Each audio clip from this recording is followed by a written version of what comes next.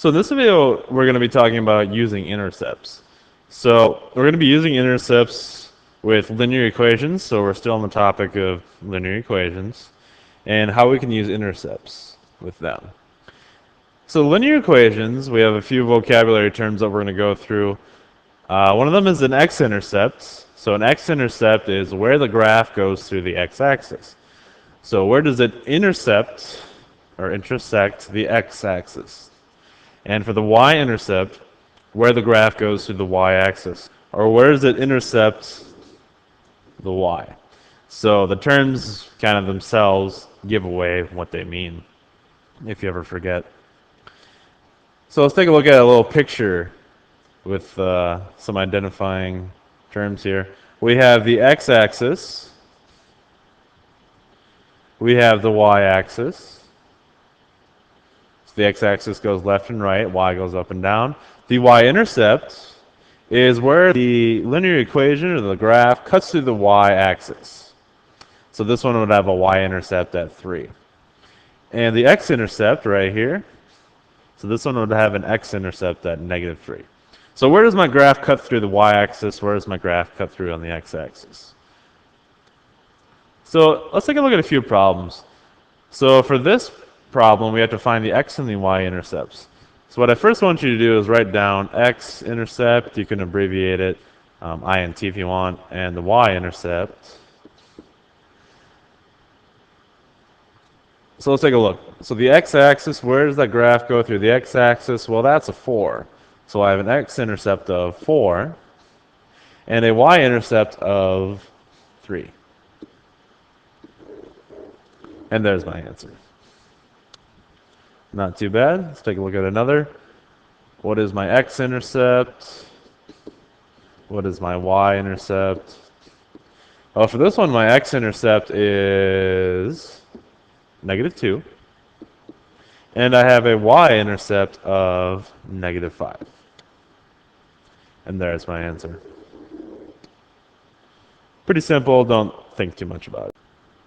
So for these problems, we're going to be using intercepts to graph equations. So it sounds a little weird, but you'll see how we're going to do this.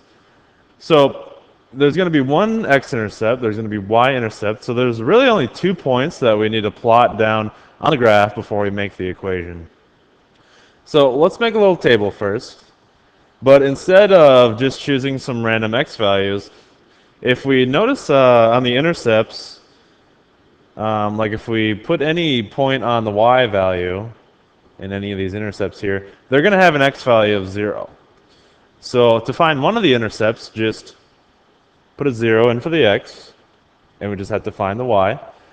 And likewise, to find the the x-intercept, we need to have a point with a y value of 0. So what we're going to do is plug 0 in for x, and find the y. That's my y-intercept. Plug in 0 in for the y value for the second point, get an x value. That'll be my x-intercept. So you'll see how this works. So for the first point, 0 something, so 2 times 0 plus 4y equals -8. And what's cool about these is that anything times 0 is just 0, so that's just going to cancel out. I got 4y equals -8. And to solve for y, just divide by 4 on both sides. So y will equal a -2. So 0, -2 will be the y-intercept. Now, for this point right here, plug in 0 in for y. So 2x plus 4 times 0 equals -8. This will cancel out because anything times 0 is 0. 2x equals -8. Dividing by 2 on both sides, x is going to equal a -4. So -4, 0 is my x-intercept. So go ahead and plot those 2 points, 0, -2, which will be right there, and -4, 0. So those are my points, and there's my line. The next one here, we're going to do the same thing. Make yourself a little table. 1 point will have an x value of 0, 1 point will have a y value of 0. So let's plug in 0 in for x. So 2 times 0 minus 3y equals 6. 2 times 0 is 0, so that cancels out. Negative 3y equals 6, so let's divide by negative 3 on both sides. So y will equal a negative 2. Plugging in 0 in for y, we have 2x minus 3 times 0 equals 6. These will cancel out. Anything times 0 is 0. So we have 2x equals 6. And divide by 2 on both sides. X will equal 3. So 0, negative 2. Actually, let me use the smart board. 0, negative 2. And 3, 0. And there is my line.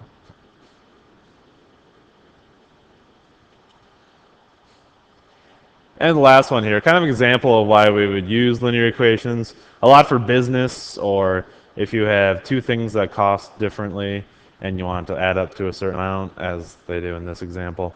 So say that you have $20 and you go to a store to buy candy and toys. Not a very good investment, but that's okay. Each item of candy costs $2 and each toy costs $4. The equation 2x plus 4y equals 20 describes the number of toys and candy that you can buy. So the different combinations that you can come up with. So graph this equation. And we're going to graph it by using intercepts again. So once again, let's look at an xy table. 0, 0. So 2x, or 2 times 0, plus 4y will equal 20. Just plug in x equals 0 in for that to find the y value. This will cancel out. 4y equals 20. Oh. And divide by 4 on both sides. So y will equal 5. And plugging in 0 in for the y value, I have 2x plus 4 times 0 equals 20. So this will cancel. I have 2x equals 20. And divide by 2 on both sides. X will equal 10. So 0, 5, and 10, 0 are my two dots. Now, one thing that I wanted to say about this one is, so this line right here gives you every possible combination of candy and toys that you can buy. So the x value will be for the candy, and the y value is for the toys. So you could buy 5 toys and no candy, or 4 toys and 2 pieces of candy, or 3 toys and 4 pieces of candy,